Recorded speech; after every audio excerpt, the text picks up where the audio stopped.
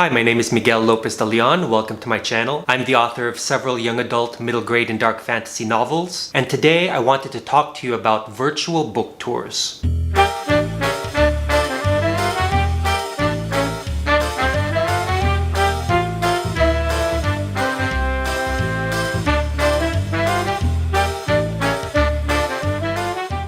So today I wanted to talk to you about my experience with virtual book tours. This is just my experience. It's neither right or wrong. For me, the virtual book tour was basically a whole bunch of different websites, reviewers, and bloggers who would feature my book on certain dates. I went through a service, so it was kind of the thing where, okay, from March, let's say the 1st of March till the 3rd week of March, every 2 days or so, a blogger or a book-related website or a book reviewer would feature something about my book. It would come out on certain dates. So you could tell people, check out this page or check out this website on a certain date, all one after the other. Some of them were pretty cool. Some of the websites were just an interview with me, like a basic interview as the author, about what my book was about, inspiration for writing it, writing habits, things like that. Some of them were their reviews of the book,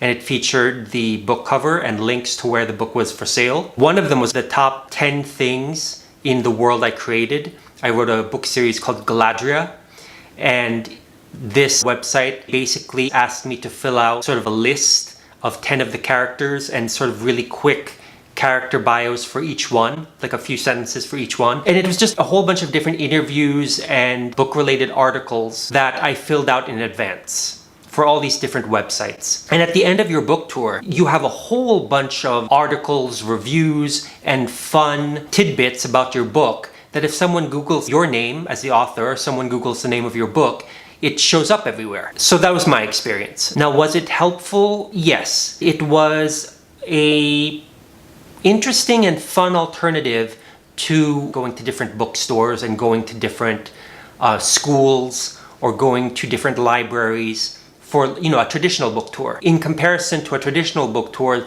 this was much easier on me as the author. And for someone who maybe has a tight schedule and maybe doesn't have the time or even the inclination to go meet people and go to, real bookstores and libraries and things like that, this was a fun alternative. And the thing is, a lot of authors might not want or like to be in front of crowds, do speaking engagements, give speeches. It might not be our inclination to do that. We might not aspire to that. Some might, and that's great.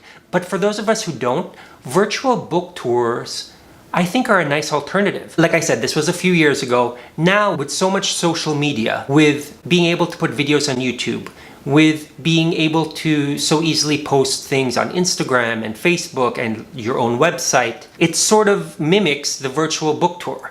You don't need to organize it with another company.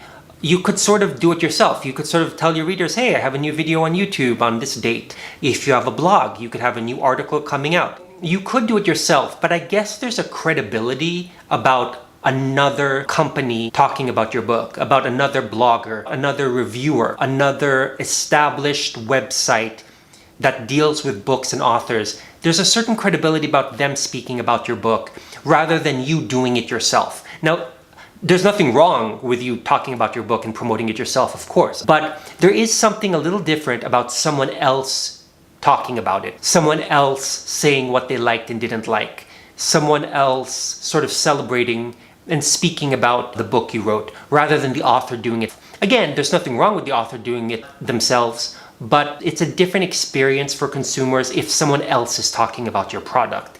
And I think that's where I really benefited from the virtual book tour. It was a lot of different places, which would have taken a long time for me to organize myself, all of a sudden coming out with things about my book, giving it its own momentum, and for me to be able to promote it as a virtual book tour. It was a little different, it was fun, it was a lot of, again, like I said, a lot of places and a lot of bloggers and reviewers and websites that I wouldn't usually work with. So, it was a good experience for me. And even now, all these years later, it's still up. It's still up online. And anyone who types in the name of my book, at the time it was for Galadria, Peter Huddleston, and the Knights of the Leaf. It was the third book in my Galadria fantasy trilogy. I mean, that was my experience with virtual book tours. Maybe you've had a different experience. This was mine. It was helpful. It was great for exposure. It was great for other people talking about my book.